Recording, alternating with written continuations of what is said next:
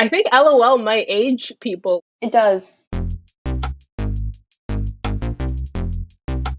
I think there were two courses specifically for me that got me thinking more critically about Gen Z slang. American Vernacular English with Dr. Renee Blake. And English dialects with Laurel McKenzie. There's this misunderstanding about what AAL is, that it is this sort of slang modified version of English when it's actually its own standalone language that makes it much easier for other people to sort of commodify it and make it something it's not. Because even terms that are seemingly becoming randomly popular now, these are things that I've heard my parents say and I know they were saying growing up. We used social media platforms like Twitter as kind of a search engine to find new words that were being used or words that were not being used as much. Words like dead ass. I'm pretty sure cap or no cap, I think that's a New York thing. Cap would be that's not right, that's incorrect, that's cap, where no cap would be I'm telling the truth, I went there last night, no cap. Cop. I just copped these. It's brick outside. Which is cold, very cold. Yeah. Adult brain questions for youth brain linguists. What are the need-to-know slang terms that everyone is using these days?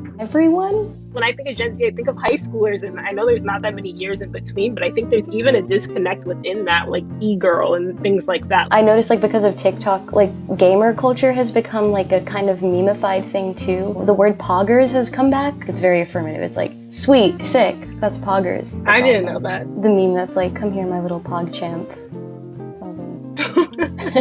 Unique. Period with a T period. The more recent, I guess, reemergence or repopularization came from the City Girls, a rap duo. They specifically had a viral video where they were period. Bet it is just really an affirmative. Bet I'm gonna do this. Bet that looks good, and that's something my parents say. Wig was really interesting. Wig snatched. My wig is snatched. And then it turned into I'm bald or my wig flew. That was one of the ones that could get misused because it wasn't a native thing for a lot of people. Even with saying ooh chow, that again is a very old term. There was a pretty viral video that came out of somebody saying ooh Chile, the country. If you're not actually hearing people say this in real life and you're kind of just taking all of your language from things you see on the internet, we get into this dicey territory because you don't really know what that means. What's the proper way to show that we're laughing along with the youths? Exaggerated language. I'm weak, I'm screaming, I'm hollering, I'm crying, I'm dying. I'll just send 3 tear streaming down face emojis.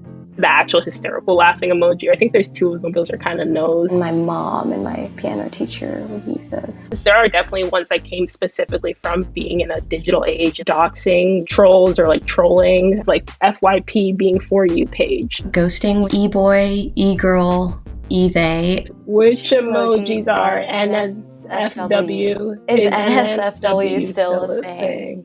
The eggplant? Yeah, that used to be a euphemism.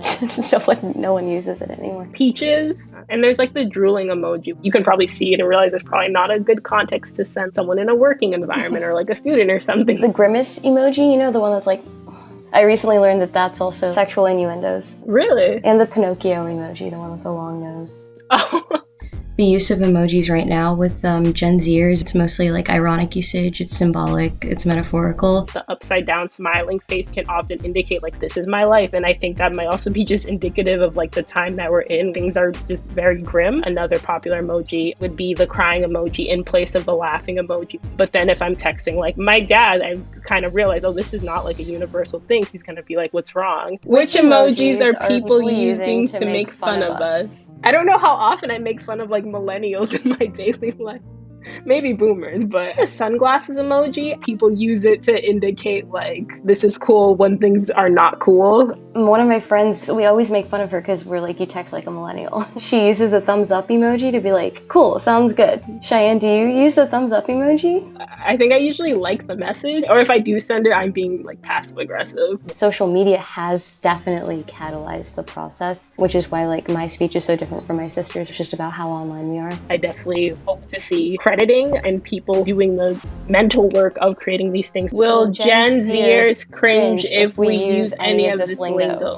There's 2 levels of cringe. It's one, it's generational, and also it's appropriation, a child becoming Chile. The habitual be IB and finna. Stop saying sis. A handy trick to use if when you're saying it vocally, you feel like you need to change your voice to say it, then you probably shouldn't be saying it, because if you can't say it in the voice that you use to say anything else, then maybe shouldn't be coming out of your mouth. Like, one constant about language is that it's changing constantly.